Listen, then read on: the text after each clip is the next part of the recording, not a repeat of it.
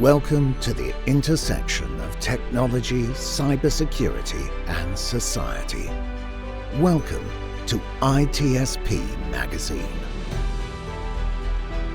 Knowledge is power, now more than ever.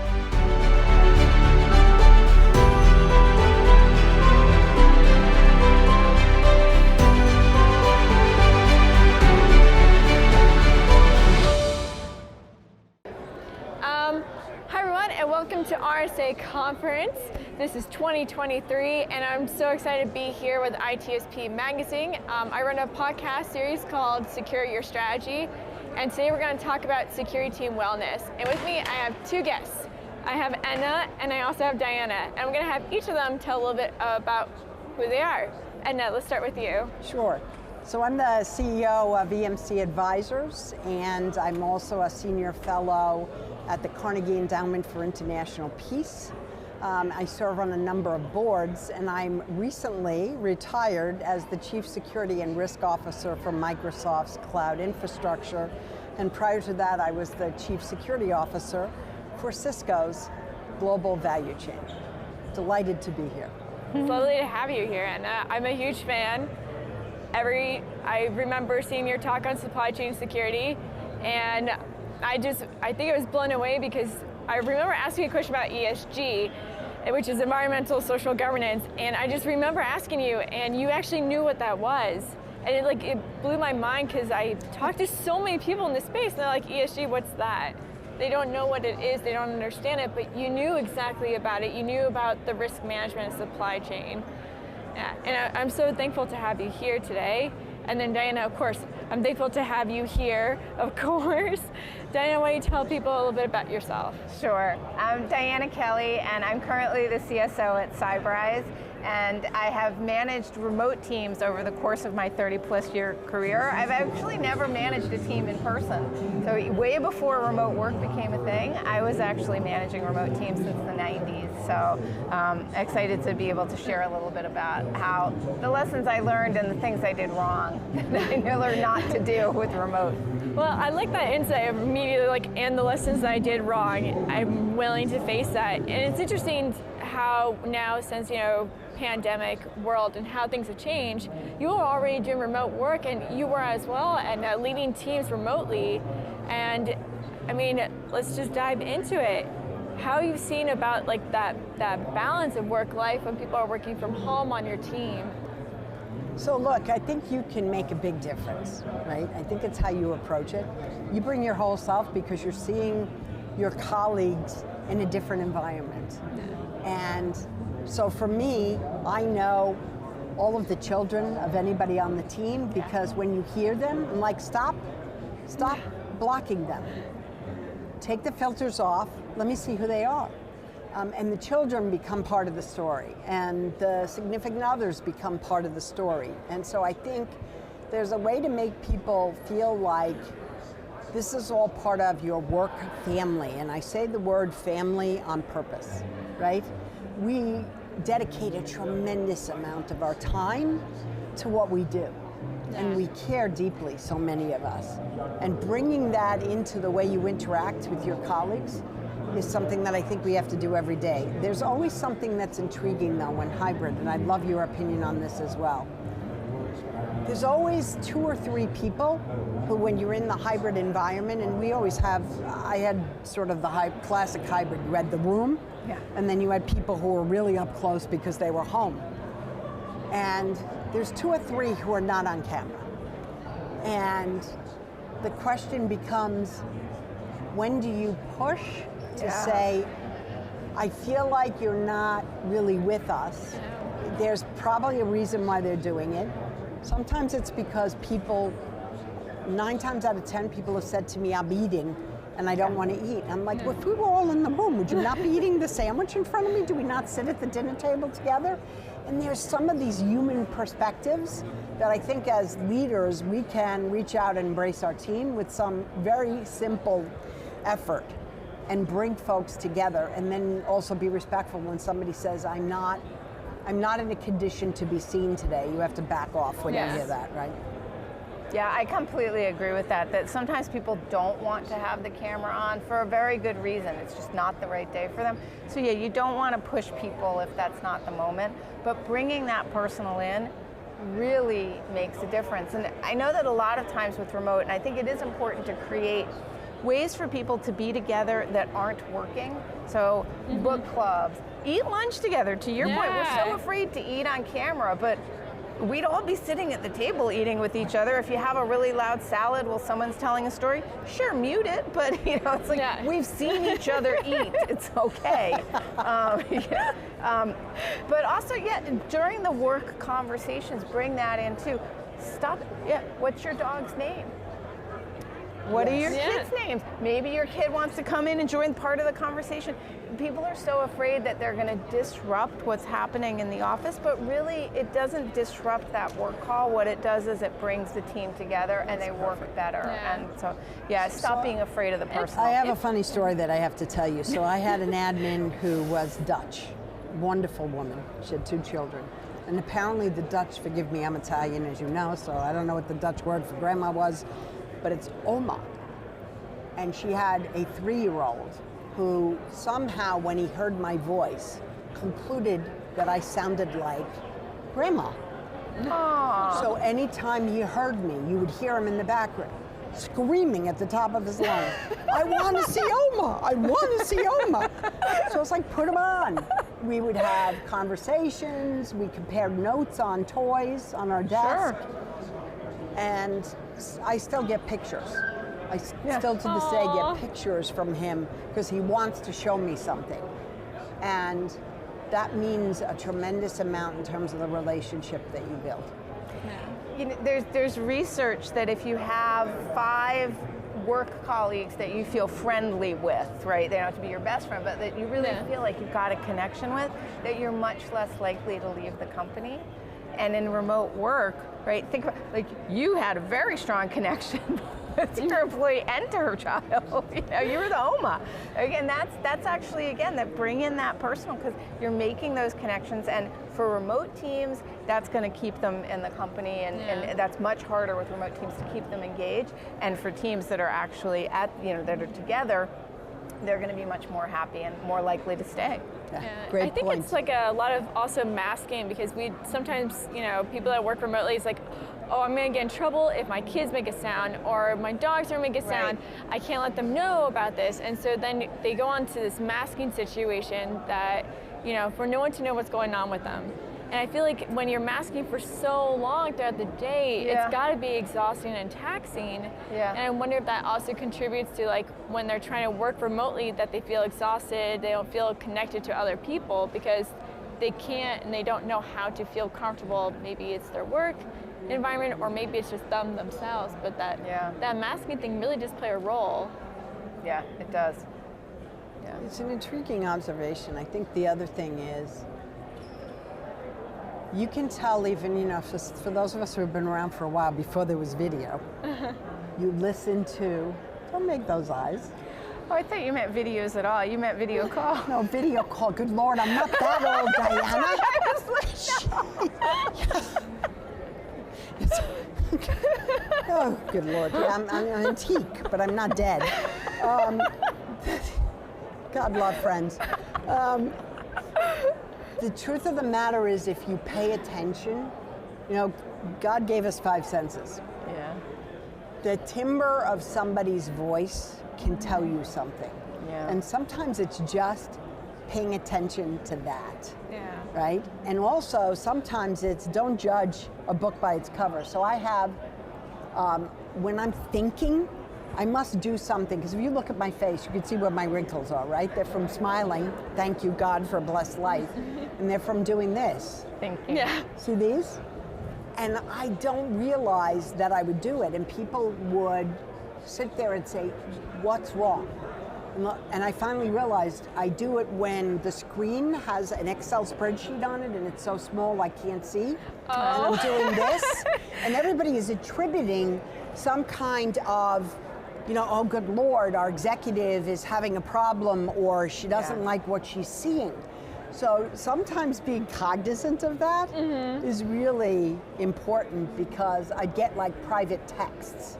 So as long as you encourage people to use the technology, or better yet, just say it out loud to one another, you have a little bit more of a free-flowing conversation, which makes it feel like you're all in it together. So at the end of the day, we're going to lose if we're not coordinating. Yeah, and I mean, the masking, you're right, it's more emotionally taxing to the employee, to the human, than being honest. So if somebody has a big life event, if there's a death in the family, let them have the time off. It's not that you're losing productivity from it. Right. They're going to come back energized. They're not going to be focused. And then when they come back, the team acknowledging it, right? Because that's part of that friendship, that connection, and maybe, you know, understanding the timbre of their voice is going to be different for a while because they suffered a great loss. That's okay. That doesn't mean they're not going to be productive, and genuinely what I've seen over time is teams that give people the space to be who they are. You can't 100% of the time say whatever you want, but you know, that really give people the space to be real and who they are. They get so much more work done. You know, there's another technique too, and I'm going to put a plug in for a woman-owned business. So I found this because it was sent to me when I had a big medical event quite some time ago. There's a company out there called Spoonful of Comfort, and you can order different configurations. And it's got the best of what you need. It's got like chicken soup, biscuits, who doesn't love biscuits? And you can pick your cookie of choice. And it's got this mix and match. And so I have a wonderful husband who often asks me, like, why do we have to have a portfolio of funding for sending out Spoonful of Comfort gift bags to everybody who ever worked with you? But if there was a life event, good or bad, and particularly while we were doing, dealing with the realities of COVID, not that we're done yet, it goes a long way towards your topic of well-being. It's not just, are you going to make the meeting? It's, are you well? Yeah. We actually care about you. And the best words you can ever say to me are, what can I do to take something off of your plate? Yes. Oh, I love that line. Yeah. Oh, geez. If I could hear that like all the time, that would have been great. Because it's like, oh, you got that done? Hey, you know this other person, they can't get this done. Can you do it for me? And you're like, yes. Slowly pull it to you with regrets. And I like how you made up a point about the whole vacation thing. The whole thing is like, many of us, there's times when we want to take a vacation, but we don't know when to take a vacation. And it's up to like leaders to also see those signs, recognize those signs, to be like, hey, Paul, you've been here for about a year now, and you haven't taken a single day off, and I'm getting concerned. I think you need to take some time off for about a week or two. Go for a vacation. So what are some of those signs that both of you have recognized when to have that type of conversation? Because I feel like that's a conversation we don't really have as much in this industry. It's always like, people saying, well, I want to take time off and everything, but it seems like it's more become a situation of like, no, I'm a little bit nervous to take time off because what will happen to my team?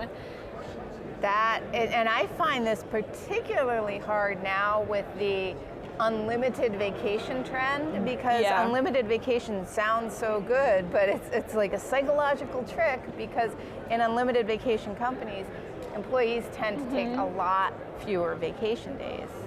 So what I've always done is I always just assume that I understand how much time people have off. I've never had to manage in an unlimited vacation team, but I would do the same thing. I'd say let's target like 2 weeks at least. And I would talk to my team during the, on one-on-ones. I'd be like, so what are we doing for vacation this year? Where are you taking the family, or where are you taking yourself? And have these conversations with them on sort of a regular, it's not like I would like poke at them nonstop, but just make sure that that was a touch point of the folks that I was working with, so that they were thinking about their vacations in advance and knew to take time. And I never actually had somebody that I had to say, you have to, because luckily that conversation you kind of got people thinking about it, and we would talk about vacations other people had, so it became really very cultural. I had to have the talking to, though. So, at one of my first jobs, HR had to take me aside and say, and it was just very blunt, you've been here a year and a half, you've taken no vacation, so here's the deal. They've talked to my manager, you're going on vacation next week for 3 weeks, or you are losing 3 weeks of pay because we're going to take those days away. So up to you, and that worked. That's a good framing. It's like you either go to get paid and enjoy your time, or you know what? You're not going to get paid whatsoever, and you're just going to be stuck at home. And that's what's going to be happening. We're telling you, go, take this time. So, yeah. So I've worked in environments where there was a set amount of earned time and then a, whatever we'll call unlimited.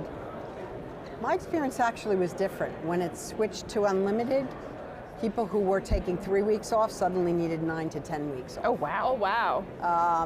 Where's this place? Research, yeah. So that was an intriguing, you want to talk about a challenge about wellness and a conversation as a leader that you have to have. And here's what I think you can do. You improve wellness by building trust. Yes. You look at people and say, here's what you have to do. You know when you're going to do it. You know how you're going to do it. I have implicit faith that you will get it done. As long as you get it done, do it however you want. And 99 times out of 100, they will get it done. And that one time, you're going to have a conversation that says, that didn't work. Yeah. So now we're going to have a conversation, right? But that, again, wellness is not just physical, it's also mental. And that's sort of, we all do it, right? Take a deep breath in and blow it out. Yeah. And it literally lowers your blood pressure, your pulse. For me, if you say, I trust that you're going to get it done, that gives me elbow room. Yeah. And elbow room is a gift Oh, it's of so wellness. needed. Yes. Yes. And if somebody has trust, they will also come back to you and say, I'm lost. Yep. So the other way to build wellness is to build a safe zone where people can come and say, I'm lost, I'm worried something is at risk, and instead of, going, oh gosh, all hands on deck, how do we fix this? The answer is, let's look at this and figure out how we can address it. Yeah. Right? So I always find it ironic that in a day and age, particularly for security professionals, where we are automating more, we're dependent on our technology, we live and breathe new capabilities that are technologically delivered, the solution often comes down to the human element. Yes. Always. And it's always like, well, let's go buy that other tool to help put a Band-Aid on this human element problem. And you made a perfect, that was, to me, the whole statement about trust. Trust is totally necessary to have good wellness, to be able to have that relationship, how to have these bonds where people will stay at your company. And so you're definitely spot on that trust thing. And sometimes it can be incredibly hard in our industry because I feel like we have this sense of zero trust, not zero trust, come on, we're not thinking that way, but I mean we tend to not be as trustworthy of others. We're nervous about new people. We're nervous about what the skills they have. Are they going to throw me under the bus? Is this person going to use me? We have all that type of thinking also on our team. So how would you recommend leaders to do better when it comes to building trust? And I would say transparency is probably one of them, but what are some other skills? Humor. Oh, humor is yes. fantastic. Yeah. And some of us do it naturally and some of us don't. And some of us are not trying to be funny and people giggle and I'm like, I didn't think that was funny, but okay, I was just telling you. So I'll give you an example. Yesterday I did a talk with two fantastic women, expertise in private sector, public sector, doing amazing things. And one of them asked me a question at the end. She said, Edna, you keep talking about trust. How do you juxtapose trust and juxtapose the reality of, we're talking about zero trust. And I said, zero trust is an approach to technology. Trust is a human element. For example, and you could see you could watch the audience going, think about that. You could watch. When the heads tilt a couple of degrees, you're like, okay, I need to give an example. So the example I gave is, now that I've retired from being an executive at a multinational, I have had a conversation with my 37-year-old polymer chemist son and his wife, their choice on how they want to run their family. And I said, as I'm thinking about oversubscribed or undersubscribed, might you share with Mama whether or not I need to have some time available for potential quality with a grandbaby? And I looked at everyone and I was like, I don't have any grandbabies. I don't know if I'm getting any grandbabies, and that's their choice. But for me, it was about fitting in where I was oversubscribed and what was busy time and what was sacred time, right? And they all looked at like, oh yeah, we get that. I trust that you are going to do the right thing, but could you let me know? Because that's a really hard conversation to have, and that's with a family member. Now imagine with a young team member or not young team member who said, we made a decision to add to our family, whether they're choosing to have a baby themselves, whether they're choosing to bring somebody else new into their family in another way, merge families. Those are all major events that affect wellness and require patience, trust, and transparency. Yeah. Yeah. I would say with trust, trust is earned. It's a truism because it's the truth. You really do have to earn that trust. And as a manager, that's things like being clear about what you expect people to do. Don't say, I want you to do this, and then yell at them for not doing that. Give them clarity, give them prioritization, support them. Don't tell tales on them. Like the comes back and whispers part, I've managers that do that, they lose the trust really. So how you gain trust is to be a decent, good manager. It takes time, but one nice thing about trust is it can be a little bit transitive. So, right? This is a good example here where Chloe and I had a trust relationship, you and I had a trust relationship. Chloe said, I would love Edna to be here as part of this discussion. So when I asked you, you got some transitive trust with Chloe because she said, if Diana trusts Chloe, I'm going to trust. Yeah. So, that's that. And so don't forget that as a manager. That's really important. If your team trusts you, then as new people come in, the people that trust them will also have that's a great observation, Diana. Oh, wow. Yeah. I'm thinking about that, and I remember like when I was, at any time that I was interviewing with a company, and I was like learning about the team, and I never got a chance to interview the team members. Now it's a huge red flag for me. If I'm not meeting the team members early on, I don't know if I want to work here because I'm going to be around them like a family in a sense. I'm going to know stuff about them, and I'm going to let you be part of my life too, and we're going to spend lots of hours of our life together to do things together.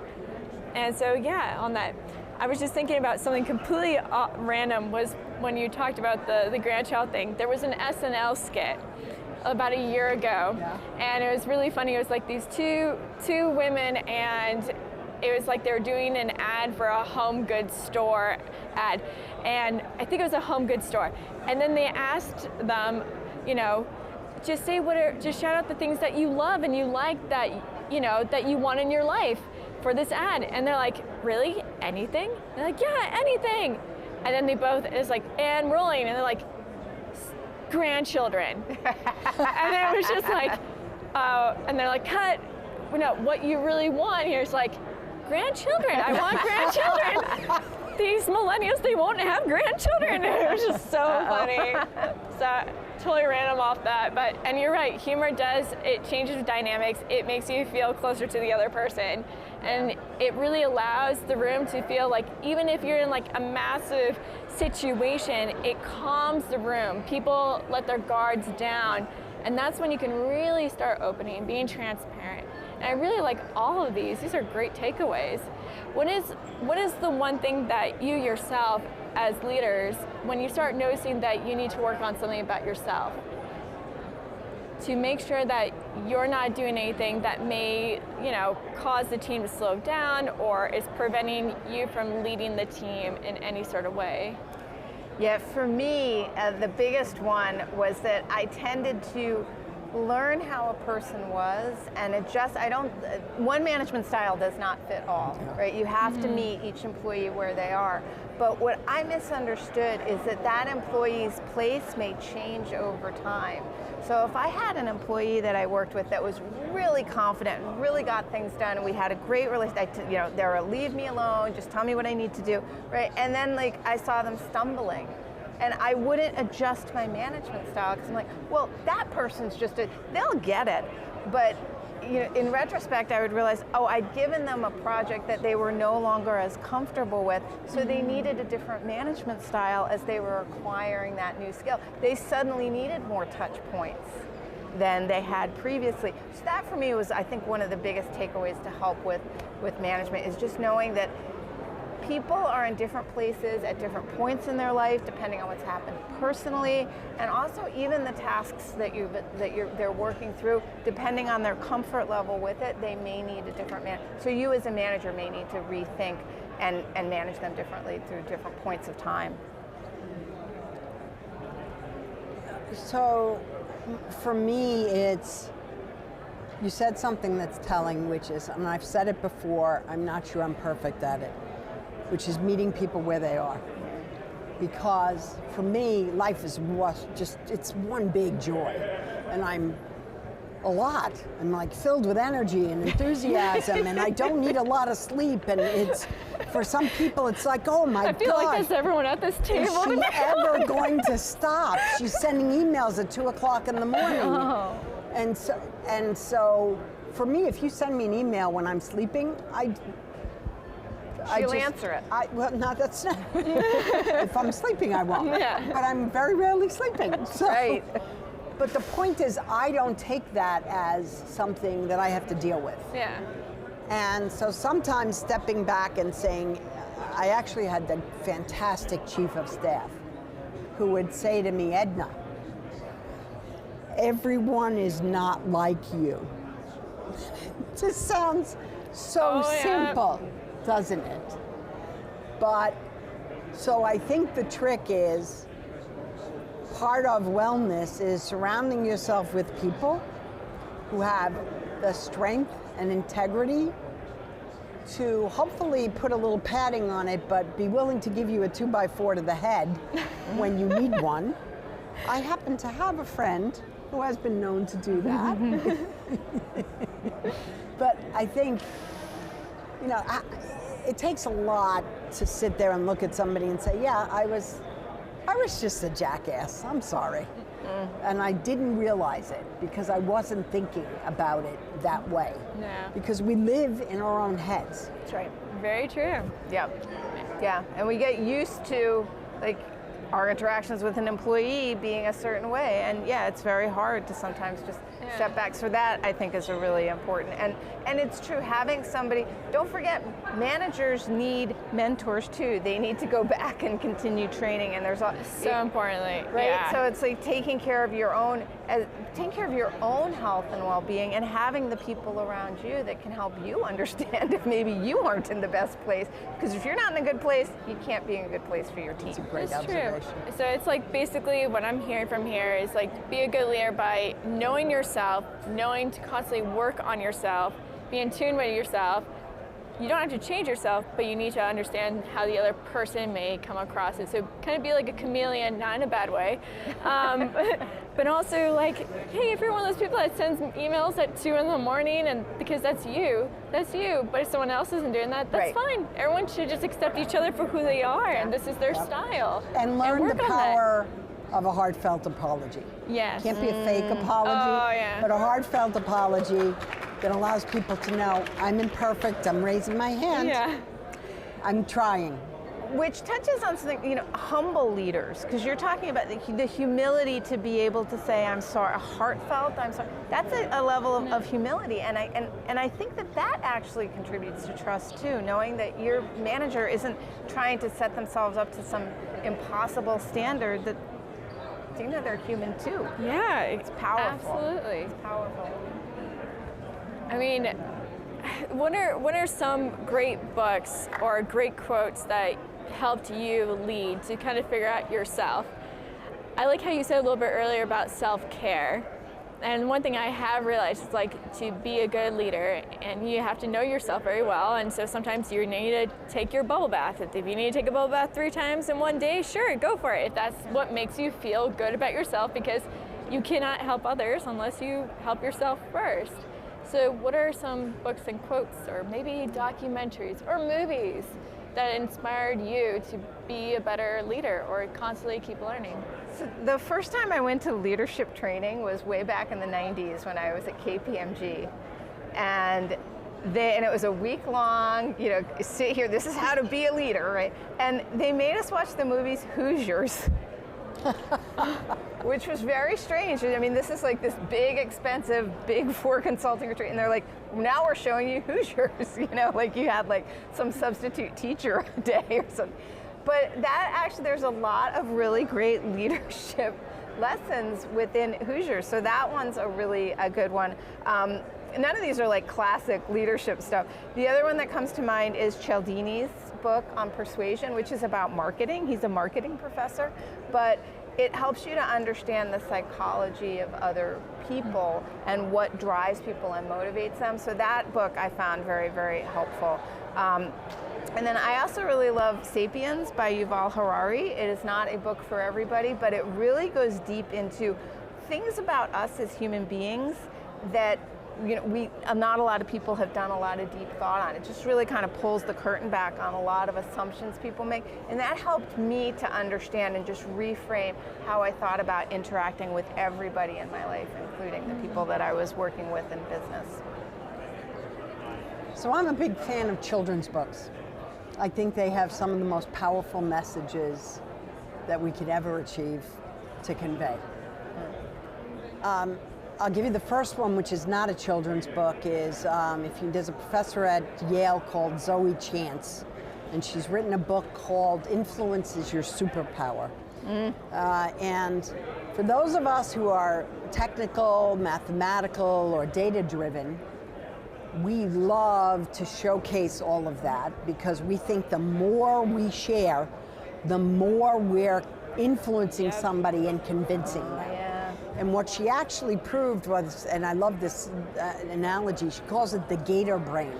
So if you look at an alligator, they've actually evolved to do the minimum work necessary because they conserve energy. So if I'm your gator and the food is over here, I'm not going to go for it. If it's here, I'll go for it. Figured out, I don't need that right now. This is the easier path. So it convinced me that simplicity and storytelling are a key attribute to a great leader, number one. I always give folks a couple of books when they graduate or when they achieve something. One is a very personal book. It's called Frog in Love, and I don't remember the name of it, forget the author of it. It's an intriguing story. It's about a very green frog who falls in love with a beautiful white duck. And all of the animals can't quite figure out what it is that's making him sick, and then they come to the conclusion that the frog is in love with the duck. There's a whole contingency of this animal community that articulates that you're a green frog, you can't possibly be in love with a white duck. And the message is pretty darn clear, which is at the end, he's laying on a lily pad and she's paddling in the water and they're together. And they figured out a way to actually become more powerful together, stronger given together. Their differences. And so embrace your differences. And then the last one is a book that was actually given to me.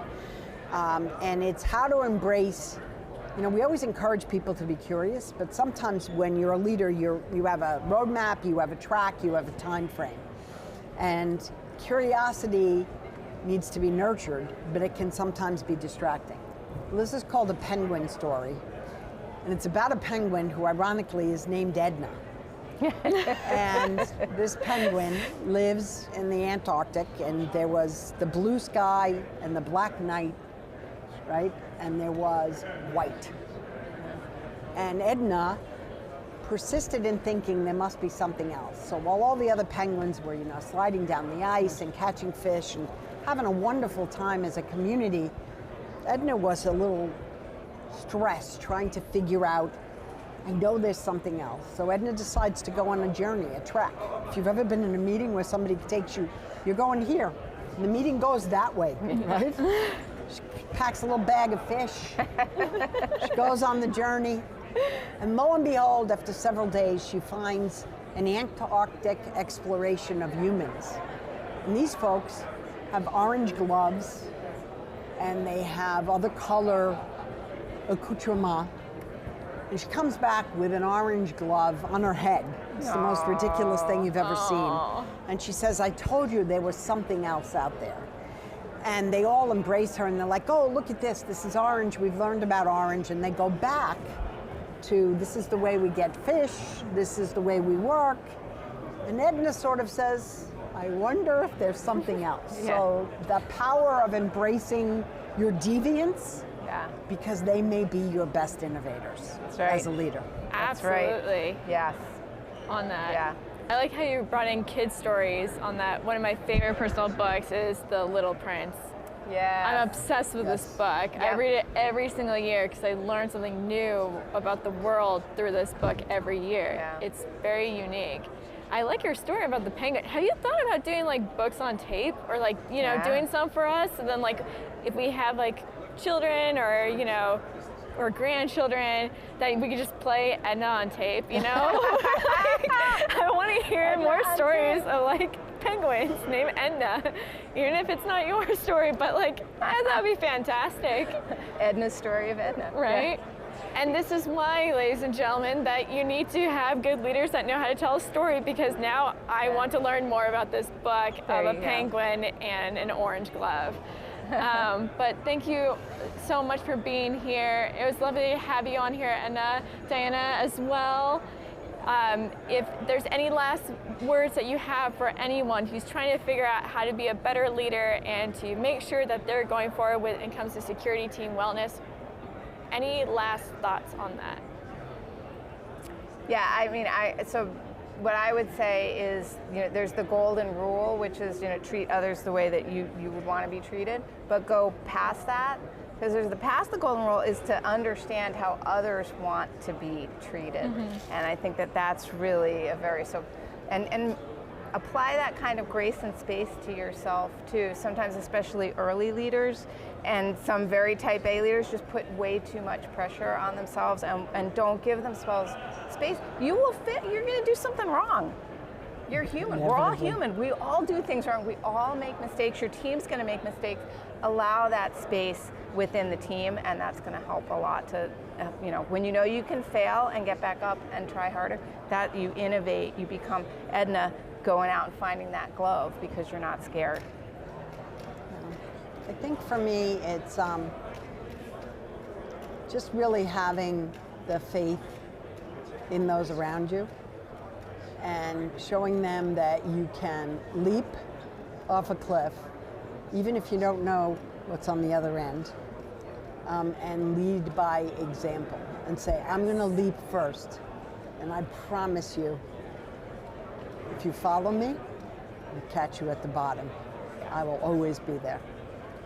And live up to that commitment. Yeah. Say it and mean it. Mean it. Exactly. Well, thank you. It was lovely to have you, and I hope everyone is enjoying the rest of their conference. And I hope to see both of you guys on my podcast some other time. I'd love to have you. My great privilege. Thank you for having me. Thanks, Chloe. Welcome.